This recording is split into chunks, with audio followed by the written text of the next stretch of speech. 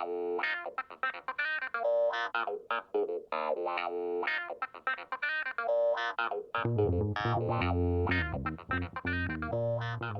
everyone, and welcome to another episode of Lever Time. I'm David Sirota. On today's show, we're going to be talking about the recent wildfires in Hawaii, which nearly wiped out the historic city of Lahaina.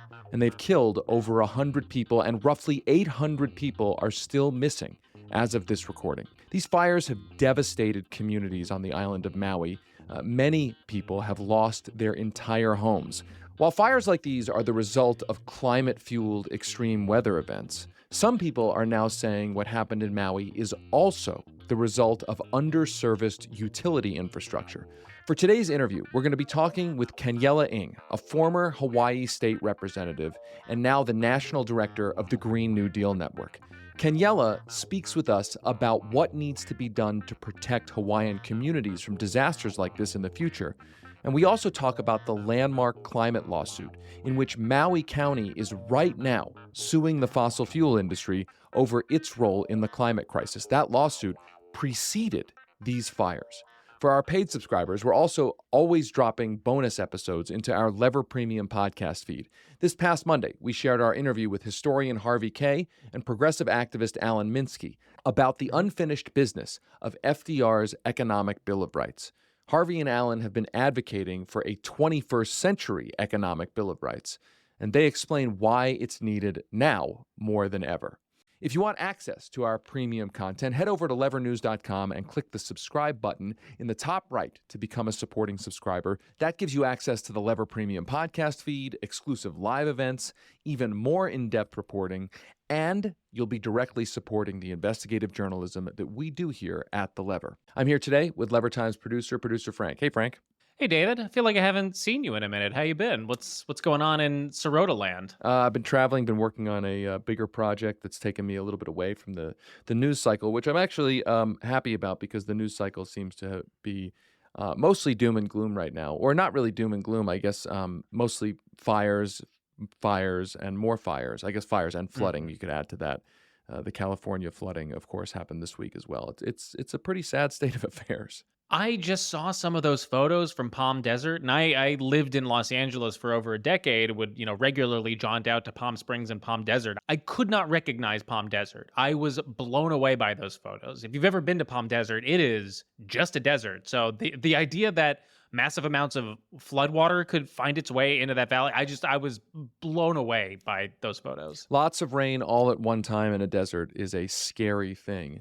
Flash flooding is a real, really, really scary thing. They have an exhibit here at the Denver Aquarium where they simulate a flash flood. Yeah, that sounds super fun. I kind of eye rolled it, like how can you simulate a flash flood? And it's actually super terrifying. They have this kind of wall of water come at you, and it stops before it gets to you, but you get a sense of how horrifying it can be. I was actually right after we had seen that exhibit, Emily and I were actually hiking in the desert, and a thunderstorm came over, and we sprinted back to where we were staying. I was super terrified of it. So I guess I'm surprised in the sense of the fact that a hurricane or a tropical storm hit the desert. In some ways, I guess I'm not surprised because it's the year of climate change, and I guess anything goes. But I'm not surprised to have seen what a lot of rain does to a desert. Now, speaking of California, before we get to our interview today, I want to talk about a story that we reported at The Lever this week about a huge climate fight that is actually happening in California under the radar. It's a story of how the fossil fuel industry is trying to, big shocker, stop a good piece of legislation. And it's a really important piece of legislation, whether or not you live in California. Here's what's going on. In the next few weeks, the California State Assembly is expected to vote on a landmark climate transparency bill. This bill would require thousands of large companies doing business in the state to fully disclose their carbon emissions, which, because California is such a big state, it would effectively set national policy. Most major companies do business in California, so whatever California decides to do, regulatorily, that can set standards for the whole country.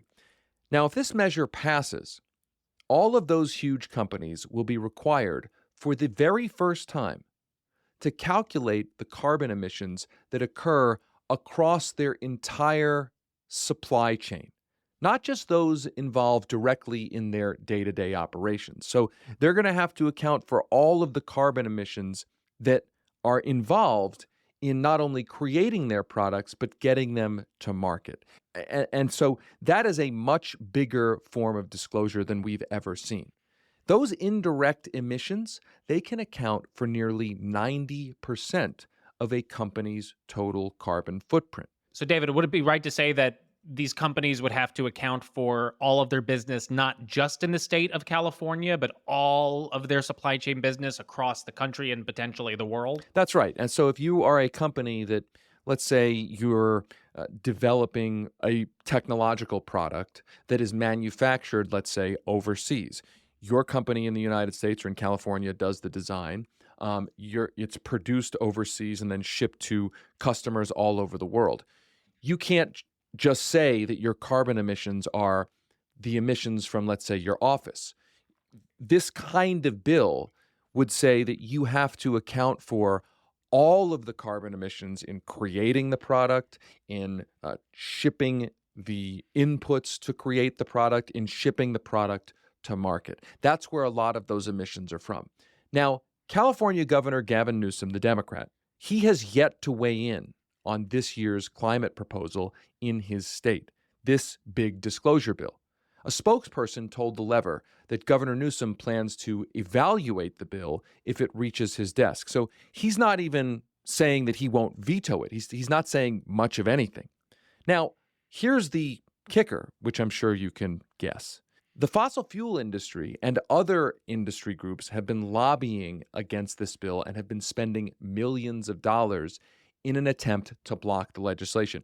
It's the fossil fuel industry. It's also other kinds of companies. We reported earlier this year that In-N-Out Burger, as an example, was involved in lobbying on this bill, right? So big companies that have carbon-intensive products, many of them also don't want to have to tell the public their carbon footprint. So far this year, industry opponents have reported spending more than $7 million on state lobbying efforts that included attempting to influence, weaken, or kill this piece of legislation. Those opponents, as I said, they include oil and gas companies, cement and asphalt companies, airlines, Coca-Cola, Costco, as I said, In-N-Out Burger, Pepsi, Rite Aid, Walmart. So it's huge companies don't want to have to tell us what their real impact on the climate crisis really is. They want to keep that hidden. And Frank, my thing is, look, some industries are more carbon intensive than others. The whole point of this bill is that we should at least know the lay of the land. I mean, I guess I'm not surprised that there's this lobbying against it, but if we can't at least get to disclosure, how are we ever going to get to a serious climate policy, right? Part of the disclosure issue is to know where carbon emissions are really intense and are really happening so that we can adjust policy correctly to reduce those emissions. Yeah, that's the part that boggles my mind, is that this isn't even a law that would require these companies to reduce their emissions. It's just to tell us what you're doing over there. I guess it's not surprising these companies are going to push back on anything that regulates them for the most part, anything that might eat into their margins. But it's really galling, especially right now in this moment in 2023, which I think, like, we've seen the accelerated adverse effects of the climate crisis. And it really feels like we're at that kind of moment where it's like, get on board and start helping out. I'm curious how long companies are going to be able to get away with stuff like this before there is like actual real public pushback against them. California is a Democratic state. The legislature has a Democratic supermajority. So whether or not this bill passes will be up to Democrats in general, and probably it will come down to a handful of Democrats. The fact that Newsom is staying out, I mean, that is not a good sign. That is not exactly a profile in courage. And he has done some decent things on climate, but in this case, staying silent, again, not exactly a profile in courage. And you can bet that this is going to come down to a handful of Democratic legislators in Sacramento. And it will have, I want to reiterate this, it will have massive national implications if this bill can pass.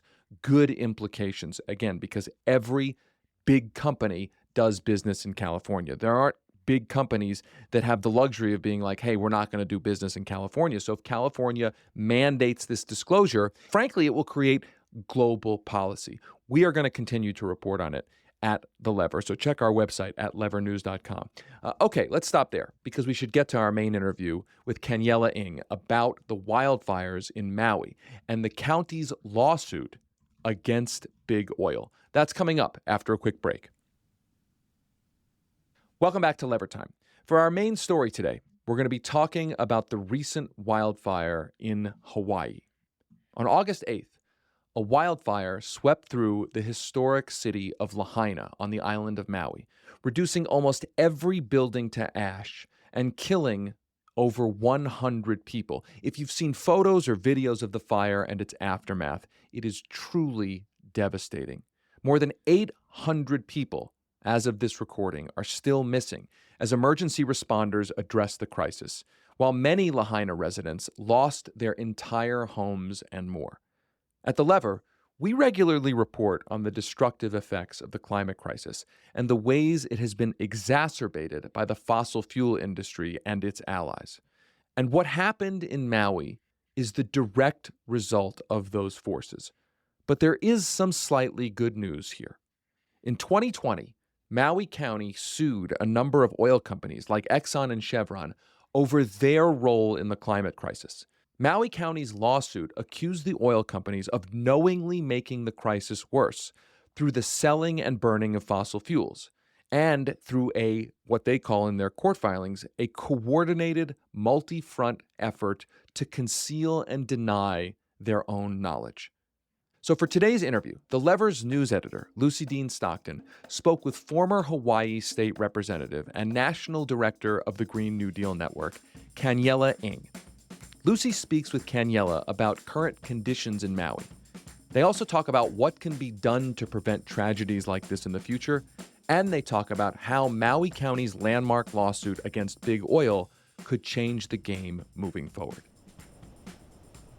First of all, Kaniela, thank you so much for taking the time to be here with us today. We're going to be talking about a few things today. We'll be talking about the lawsuit, about Hawaiian Electric and private utilities. But before we begin, I first just want to say how sorry we are for what the people of Maui and Lahaina are experiencing. Truly, our hearts go out to you and the communities there who are still very much suffering through this tragedy. Thank you again for taking the time. Before we get into everything that's happened in Maui over the last couple of weeks, I want to go back a little bit and set up some context for our audience. This wildfire isn't just a story about climate change, it's also a story about colonialism and capitalism. Would you mind telling us a little bit about Hawaii's history and how we've arrived at this point? Sure. Yeah. So, well, where do we start? Yeah. So Hawaii wasn't always a state. Many folks don't consider it a state. The U.S. themselves have admitted in the Apology Resolution in 1992 that it was illegally overthrown. And our history is deeply rooted in this town of Lahaina. Before we were a state, before we were a territory, when we were the Kingdom of Hawaii, it was our capital. It wasn't the tinderbox that it is now. It was a lush wetland. But at the turn of the 20th century, sugar barons, far-right American businessmen, oligarchs, diverted water illicitly from Lahaina to irrigate the land they stole, for monocrops, for sugar. And what was once a place of bounty, of the world's earliest aquaculture systems. We had local i'a, like the earliest fish ponds that sustained us. But once the water was taken away, it became a dry and dangerous place for disasters like these. So the descendants of these sugar barons continue to have oligarchical control in some ways over our economy and government. Alexander and Baldwin, those are two of the original quote-unquote Big Five missionary families from centuries ago. And today, that's the largest corporation and landowner and political donor, or among the top on Maui. So, it persists. They get vast profits off of the diversion of our resources and control of our politicians. I mean, you're really seeing history play out in these modern systems too. And I guess, can you also tell me, like, there is what many people liken to sort of a new form of neocolonialism is Hawaii's tourism industry. Can you talk a little bit about what that looks like on the ground, how it's changed the islands? Sure. So as they diverted water away from kalo farmers and family farmers, they built subdivisions for new residents moving into Maui, and they built hotels. And then they say, well, we can't give you water back because this community relies on it, so they pit you against them. And we can't give you water back because this hotel, and therefore all the workers and the union that represents those workers wouldn't appreciate that.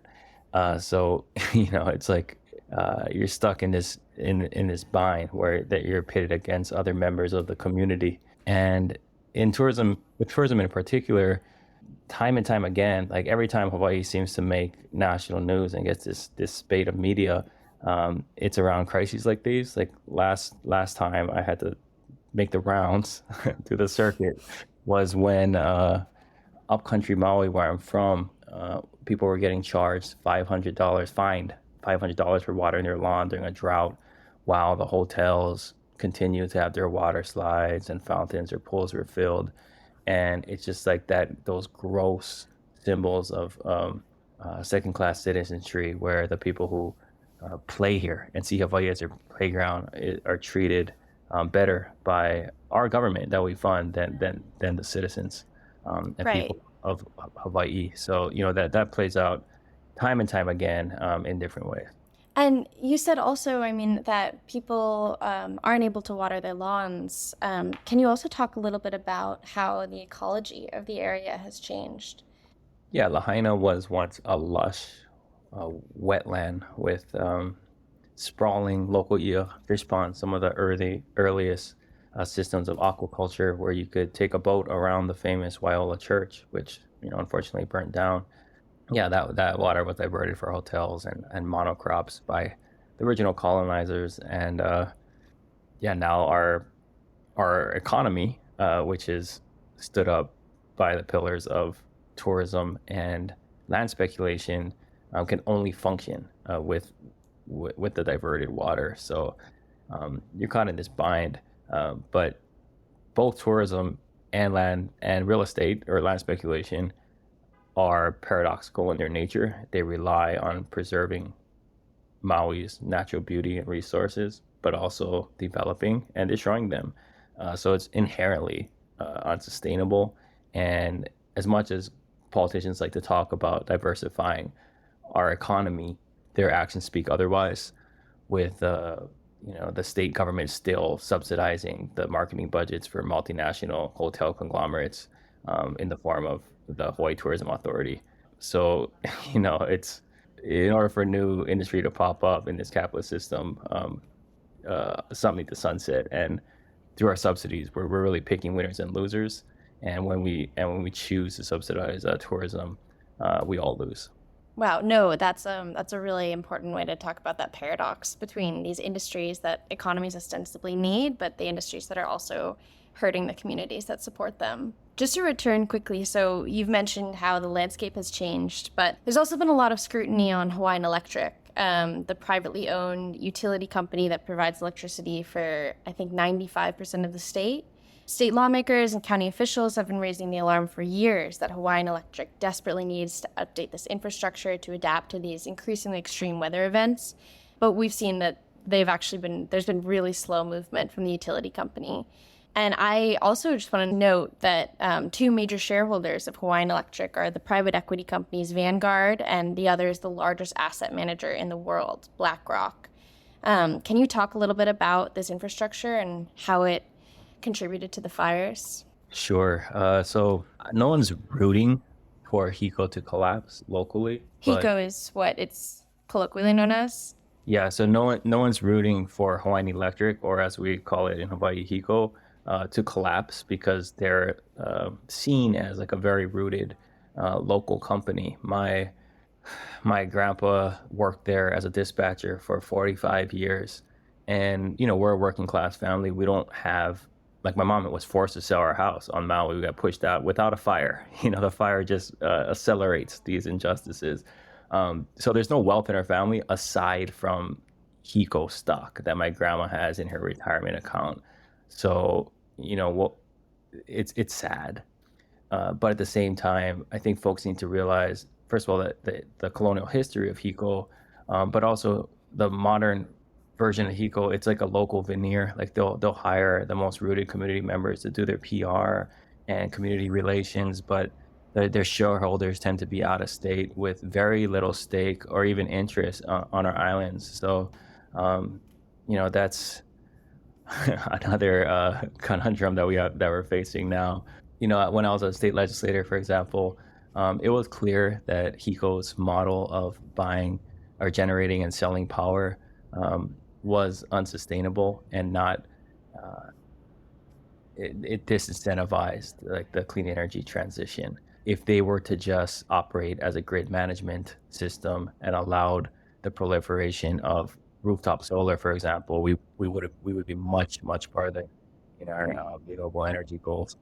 But they ended net metering and they tried to monopolize the solar and wind industry. And once the coal plant shut down on Oahu, just recently, they ran ads using ratepayer money to blame renewables for rising costs.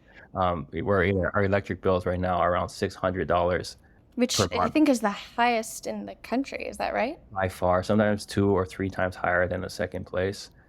Second place, like it's a contest rate. But the wild thing is, like, if you'll be hard pressed to find another county with $1.4 million median housing price without underground power lines, let alone ill-maintained power lines to the point where 70-mile-per-hour winds would just blow them over. And that was the case with Lahaina. So, like, on one hand, you'll see Hiko doing a shareholder meeting with the private equity firms talking about record profits while we're paying $600 a month, and with, like, quote unquote third world infrastructure. So that's another vestige of our colonial past. And if they invested in our infrastructure like they should, given how much we pay, the fire would have never spread the way it did. Right. And they've known as early as 2019 that fire was an increasing risk on the island and across all of the islands. They said they've spent hundreds of millions on equipment replacement and vegetation management, but they haven't even put them underground. Is that right? Yeah, and I think it's important for folks to understand that this isn't just like a mismanagement, like bad decisions that were made. This is the same incentives that private utilities face everywhere, where it makes more sense to try to get subsidies to build brand new facilities. And like the bigger the project, the better off it is for shareholders rather than actually fixing existing infrastructure. Like that's an incentive structure that persists across the United States. So it's a systemic problem, and simply executives should be held accountable. But you get rid of one CEO, and the next one will come in and do the same thing. So there needs to be demand from the people for systems change. Totally. And this all comes at the same time that they're not necessarily investing in renewable infrastructure, which is obviously exacerbating climate change in Hawaii. I'd actually like to turn to climate change and what Hawaii, the state, is doing within the legal system to fight back against the fossil fuel industry. The state is very much on the forefront of taking legal action against big oil. In 2022, a group of 14 Hawaiian youth sued the Hawaiian Department of Transportation over its greenhouse gas emissions. And in 2020, both the Honolulu government and Maui County sued a number of oil companies, including Exxon, Shell, and Chevron. Could you tell me a little bit more about these lawsuits, the status of Maui's lawsuit, and how you think these fires may impact the case? Sure. Back in 2018, 2019, I was actually doing some consultant work on this project of trying to get Maui and Oahu county governments to sue big oil for the climate disasters that they caused. And I'm encouraged to see that it's going through the system. It's taken up by the state Supreme Court. We could use as much vocal support for these lawsuits as possible. I know some politicians don't want to kind of involve themselves in the judicial system, as if there's a firewall, as if they haven't seen how like the Supreme Court of the United States, the top court, operates. But now is the time, if you feel any conviction around a livable planet for not just our kids, but right now, it's time to speak up. And just for our listeners, I realize maybe I should have prefaced that a bit more, but could you actually tell me about the youth lawsuits and maybe how they mirror the recent victory in Montana or the federal lawsuit happening? Yeah, I mean, it's remarkable to see the idea that there's these lawsuits happening not just at the national level, but or the federal level, but across different states in a concerted national effort is important. But I will say that our history, especially coming from in Hawaii, where we won a lot of really monumental legal battles, including the public trust doctrine that mandates that waterways be kept private, it simply isn't enough. There's ways to skirt around it. We're not going to be able to, in the long run, have like the same scale and volume of like expertise and volume of lawyers that these corporations have. So, while lawsuits are a great tactic, they're only part of a broader strategy of movement building, and without like a continued support of like a base of impacted people organizing themselves, and activists and media shifting the broader narrative and changing the political common sense of the populace, these lawsuits will be rendered useless. Right. It's essential to build that sort of climate-friendly legal infrastructure, but we also need to be operating on other levers of power and maybe even changing economic incentives. Exactly. And I'm wondering if we could turn to you. You're the national director of the Green New Deal Network, a coalition of 14 different organizations. Can you tell us about the work you do there? Sure. So Green New Deal, something I ran on in 2018. There was a lot of, at that time, it was like, if you're into climate, the boldest thing you can do is support a carbon tax. And it just seemed to lack political imagination. It didn't have that inspirational quality, that like something positive to shoot for. It's like, people are building their platforms around banning bags and paper straws and just things that people have to give up. And what was needed, I thought at that moment, was like a vision of like, what can we get? Like what better world exists on the other side of the clean energy transition? So, Sunrise Movement, youth climate strikes, like it just blew up after the election of Alexandria Ocasio-Cortez, and a bunch of really influential progressive groups, including labor, frontline groups, indigenous groups, big greens. Everyone's like, can we just put aside our differences and consolidate our power around the climate agenda? So we formed the GNDN. This is when I was with People's Action at the time, and we're able to resource similar coalitions across 23 states, and figuring out where the levers of power are in a moment in an election year, and kind of drive the agenda of what the Build Back Better, once President Biden was elected, what Build Back Better would actually look like. So we set a stake in the ground of $1 trillion a year in investments that centered climate care, jobs, and justice. And, of course, if you don't have 100% of the power, you won't win 100% of your demands. But we made sure we focused on the needs of the most impacted. And ultimately, it resulted in the passage of the Inflation Reduction Act. Now, that bill isn't perfect by any means. There are harms in that bill that will actually hurt our communities. So we've been focusing on a just implementation of the law, maximizing the goods, minimizing the harms, and also introducing various Green New Deal bills and making sure there's public support behind them. And unfortunately, a lot of the work that we're doing now and will be doing in the future is going to be around rebuilding efforts for climate disasters. So, it's heavy. And I think the one thing that we continue to call for is to straight up, President Biden needs to declare a climate emergency, and ending fossil fuels. That means denying permits and then investing at least $1 trillion a year moving forward.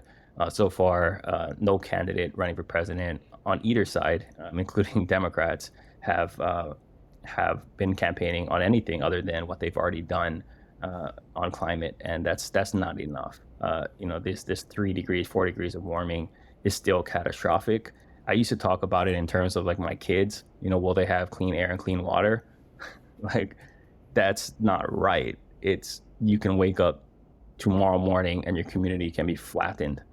Your church you go to, your kid's school, the grocery store you shop at could be reduced to ashes tomorrow. That's the urgency we're operating under. And anything less than investing $1 trillion a year and ending fossil fuels now is an insult to all the friends and family and neighbors that we lost in this fire a couple weeks ago. Again, it shouldn't take such an enormous tragedy to recognize the shortcomings of our system. And I know we've covered a lot of shortcomings on the Inflation Reduction Act, but I also I really appreciate the work that you do at the Green New Deal Network to build forward. I think it's really special to be assembling a coalition of everything from indigenous advocacy groups to unions to parties like the Working Families Party, the Movement for Black Lives, housing justice organizations on a similar and aligned goal. Thank you. Yeah, it's difficult work, and it takes a lot of trust building. And, I think the speed in which the climate crisis forces us to operate isn't always conducive to that. So, it takes a lot of grace and love for one another. And, I encourage your listeners and anyone in our movements, especially on the left, to understand that, like, just know who your people are and keep them close and focus on the longer game, because there are people out there who are indifferent to our survival. I think this provides actually a really nice segue, which is that lastly, if our audience wants to contribute to the relief effort in Maui, where should they go? Right. So there's been some incredible outpouring of support. Some of the bigger funds that are best poised to deliver immediate benefits are also the most likely to enable disaster capitalists to profit off of the disaster. So that's been a challenge. But now that Red Cross is, and FEMA are out in full force, and people are moving from shelters to more permanent housing, the needs for like food and water have subsided for the most part. And we realize when disaster capitalists really strike, it's less about individual realtors calling families and more about a year down the line when there's regulatory and political and legislative fights, including elections. That's when communities tend to get blindsided, because the scale of rebuilding is $6 billion. So we can raise 20 million or so, but that's not gonna cover it. It's gonna have to come from government or private equity. We can't let that happen. But like, if it comes from government, who's controlling those processes and who ultimately benefits is the question. So we banded together the most accountable funds that have been popping up, the most rooted, and created the Maui Recovery Fund, and that's mauirecoveryfund.org, where there's more flexibility there, where we are giving a lot of direct aid. We're also encouraging like direct Venmos to families, but understanding that this is going to be a marathon, not a sprint. And once the cameras are gone and volunteer energy wanes, we need to have something sustainable to actually contest power at every level. So yeah, Maui Just Recovery Fund, or mauirecoveryfund.org, is the place that I think would be most impactful. And that includes like C3 funds and C4 funds, where you can actually get political. Great. That's wonderful. We will be linking that in our episode notes. Yeah. Thank you again so much for taking the time. I'm sure this is a really busy time for you. Kaniela Ng is a former Hawaii state representative, the co-founder of Our Hawaii, and the national director of the Green New Deal Network. Truly, thank you for being with us. It was great to talk with you. Thanks so much for having me and for caring about our home here in Hawaii.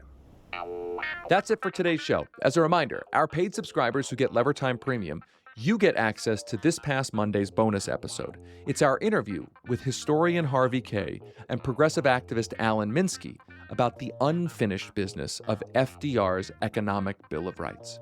To listen to Levertime Premium, just head over to levernews.com to become a supporting subscriber. When you do, you get access to all of Lever's premium content, including our weekly newsletters and our live events. And that's all for just $8 a month or $70 for the year. One last favor. Please be sure to like, subscribe, and write a review for Lever Time on your favorite podcast app. The app you are listening to right now, take 10 seconds and give us a positive review in that app. And make sure to check out all of the incredible reporting our team has been doing over at levernews.com. Until next time, I'm David Sirota. Rock the boat. The Lever Time Podcast is a production of The Lever and the Lever Podcast Network. It's hosted by me, David Sirota. Our producer is Frank Capello, with help from Lever producer Jared Jacang Mayer.